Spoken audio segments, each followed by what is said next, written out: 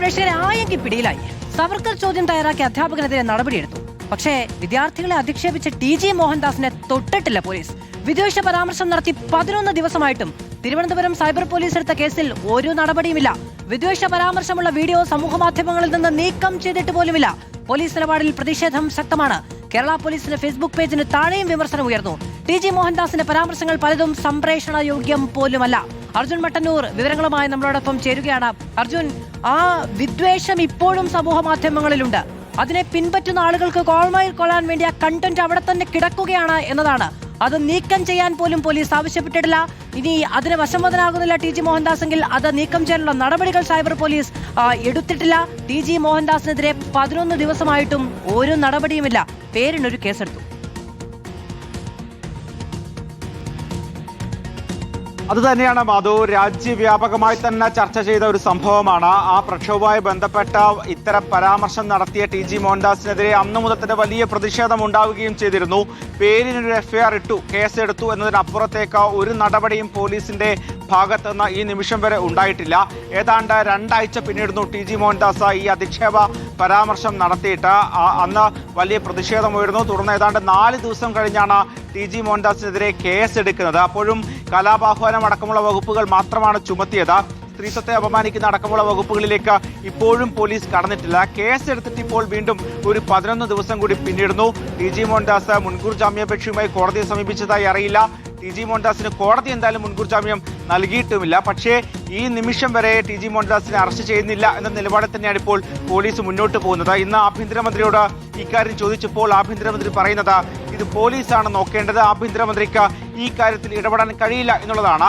പ്രത്യേകിച്ച് ആ കണ്ടന്റ് പോലും നീക്കം ചെയ്തിട്ടില്ല എന്ന ഏറ്റവും പ്രധാനപ്പെട്ട കാര്യം. യൂട്യൂബിൽ ടി.ജി. മോഹൻദാസിന്റെ വർഗീയതയുള്ള അതോടൊപ്പം തന്നെ അത്തരത്തിൽ അധിക്ഷേപകരമായ ആ പരാമർശങ്ങൾ ഇപ്പോഴും ലഭ്യമാണ്. ഇപ്പോഴും ആളുകൾ അത് കണ്ടുകൊണ്ടിരിക്കുകയാണ്. ആ കണ്ടന്റ് നീക്കം ചെയ്യാൻ വേണ്ടി ഇമെയിൽ അയച്ചിട്ടുണ്ട്. അതിലൊരു നടപടി ഉണ്ടാകുമെന്ന് പ്രതീക്ഷിക്കുന്നു എന്ന് മാത്രമാണ് പോലീസിന്റെ വിശദീകരണം. സൈബർ സെല്ലിന്റെ ഐ.ജിയെ തന്നെയാണ് പോലീസ് അന്വേഷണത്തിന് വേണ്ടി സർക്കാർ നിയോഗിച്ചത്. എന്നിട്ട് പോലും നടപടി ഉണ്ടാകുന്നില്ല എന്നത് വലിയ പ്രതിഷേധത്തിന് വീണ്ടും ഇടയാക്കുന്നുണ്ട്. മാത്രമല്ല ടി.ജി. മോഹൻദാസിനെ എന്തുകൊണ്ടാണ് അറസ്റ്റ് ചെയ്യാൻ വൈകുന്നത്, എന്തുകൊണ്ടാണ് അറസ്റ്റിലേക്ക് കടക്കാൻ ഇത്ര കാലതാമസം എന്നത് ഒരു പ്രധാനപ്പെട്ട ചോദ്യമാണ്. മറ്റു പല കേസുകളിലും പോലീസ് സംസ്ഥാന വ്യാപകമായി വല വിരിച്ചുകൊണ്ട് പ്രതിയെ പിടികൂടാൻ ഈ പോലീസിന് കഴിയുന്നുണ്ട്. പക്ഷേ എന്തുകൊണ്ടാണ് രാജ്യത്ത് തന്നെ ചർച്ച ചെയ്ത നമ്മുടെ അറിവിൽ മൂന്ന് പരാതികളുണ്ട്. അതിനുശേഷം പരാതികൾ ഉണ്ടായിട്ടുണ്ടോ എന്നറിയില്ല. ടി.ജി. മോഹൻദാസിനെ ചോദ്യം ചെയ്യുകയെങ്കിലും ചെയ്തിട്ടുണ്ടോ?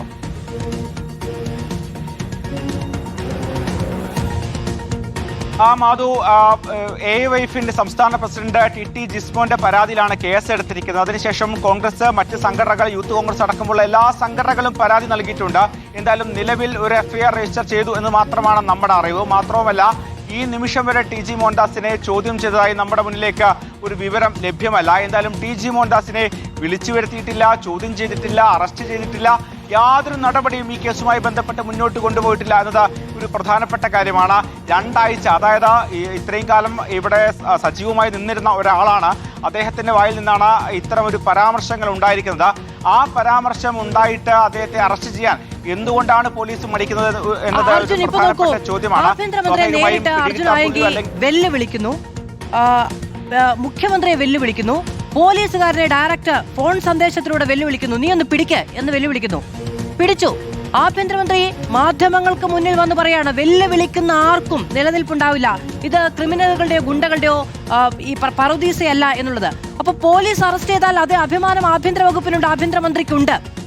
ഈ കാര്യത്തിൽ പക്ഷേ അദ്ദേഹം ചോദിക്കുന്നത് ഞാൻ നേരിട്ട് പോയി അറസ്റ്റ് ചെയ്യണോ എന്നുള്ളതാണ്. ഇതൊക്കെ പോലീസ് ചെയ്യേണ്ടതല്ലേ എന്ന് ചോദിക്കുന്നു.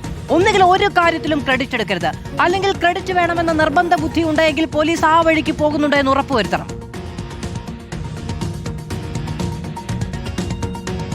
മാധു, അത് മാത്രമല്ല, ഏതൊരു സംഭവം ഉണ്ടായാലും സ്വാഭാവികമായും പോലീസ് നടപടിയെടുക്കുമ്പോൾ അവിടെ അളക്കുന്നത് സർക്കാരിന്റെ പോലീസ് നയം കൂടിയാണ്. ഈ കേസുമായി ബന്ധപ്പെട്ട എന്തുകൊണ്ടാണ് പോലീസിനോട് അടിയന്തര നടപടിയെടുക്കാൻ വേണ്ടി ആഭ്യന്തരമന്ത്രിക്ക് നിർദ്ദേശിച്ചുകൂടാ എന്നൊരു ചോദ്യം ഉയരുന്നുണ്ട്. അല്ലാതെ പോലീസ് അവരുടേതായ രീതിയിൽ അന്വേഷണം നടത്തി ഏതെങ്കിലും കാലത്ത് അറസ്റ്റ് ചെയ്യട്ടെ, അല്ലെങ്കിൽ ഏതെങ്കിലും കാലത്ത് കേസെടുക്കട്ടെ എന്ന നിലപാടിലേക്ക് സർക്കാർ മാറുമോ? അതാണോ ഈ സർക്കാരിന്റെ പോലീസ് നയം എന്ന ചോദ്യം കൂടി ഉയരുന്നുണ്ട്. സ്വാഭാവികമായും ഒരു ക്രൈം ഉണ്ടാകുന്നു, സ്വാഭാവികമായും അതിൽ എത്രയും പെട്ടെന്ന് കേസെടുക്കുന്നു. കേസെടുത്തു കഴിഞ്ഞാൽ ചോദ്യം ചെയ്യുക എന്നതൊരു പ്രാഥമികമായ നടപടിയാണ്.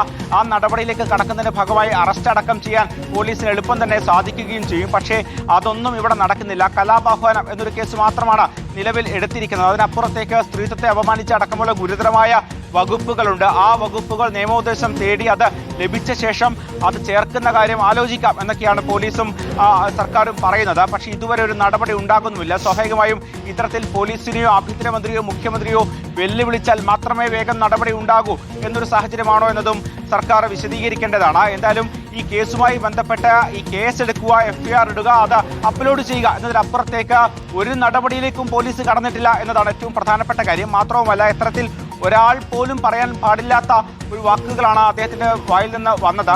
സ്വാഭാവികമായും ആ യൂട്യൂബിലെ ആ കണ്ടന്റ് അടക്കം റിമൂവ് ചെയ്യേണ്ടത് എത്രയും പെട്ടെന്ന് റിമൂവ് ചെയ്യുക, അത് കൂടുതൽ ആളുകൾ കാണാതിരിക്കുക, അത്തരത്തിൽ കൂടുതൽ ആളുകളിലേക്ക് സ്പർദ്ധ വളർത്താതിരിക്കുക എന്നതൊരു പ്രധാനപ്പെട്ട കാര്യമാണ്.